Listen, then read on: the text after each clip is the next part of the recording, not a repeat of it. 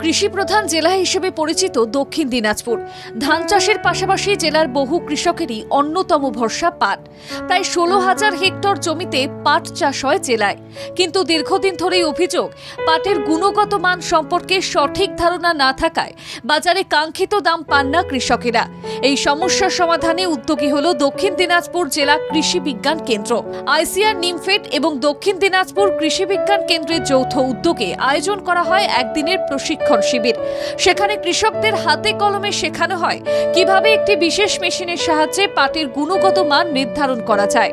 ICR নিমফেডের গবেষক doctor তিলক মণ্ডল জানান, তাদের সংস্থা এমন একটি মেশিন তৈরি করেছে যার মাধ্যমে কৃষকেরা সহজেই পাটের গুণগত মান পরীক্ষা করতে পারবেন। সেই মেশিন ব্যবহারের পদ্ধতি এবং এর উপকারিতা নিয়েই এদিন প্রশিক্ষণ দেওয়া হয়।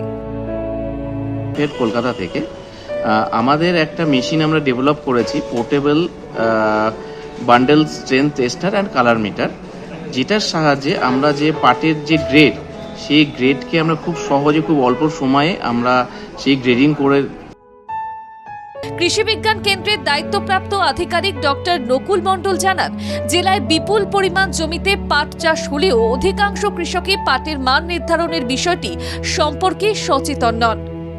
আইসিআর নিমফেডের তৈরি এই মেশিন ব্যবহার করলে কৃষকেরা নিজেদের উৎপাদিত পাটের মান সম্পর্কে পরিষ্কার ধারণা পাবেন। এটা হলো একটা মেশিনের মাধ্যমে তাদের গুণগত মানের পরীক্ষা, কালার এবং তার স্ট্রেংথ কিভাবে এরা বের করে খুব সহজেই এই মেশিনের সাহায্যে তারা এই বিশেষ মেশিনের মাধ্যমে পাটের গুণগত মান উন্নত করতে পারবেন কৃষকেরা। পাটের মান সম্পর্কে সঠিক ধারণা থাকলে বাজারে দামও বাড়তে পারে। অনেক ক্ষেত্রে 300 থেকে 400 টাকা পর্যন্ত বেশি দাম পাওয়ার সম্ভাবনা রয়েছে। পাট চাষ করলেও নিজের উৎপাদিত পাটের মান কতটা ভালো তা জানা ছিল না অনেক চাষের।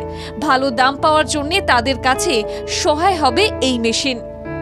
দক্ষিণ দিনাজপুর থেকে বিশ্বদীপ নন্দীর রিপোর্ট, বাংলা জাগো।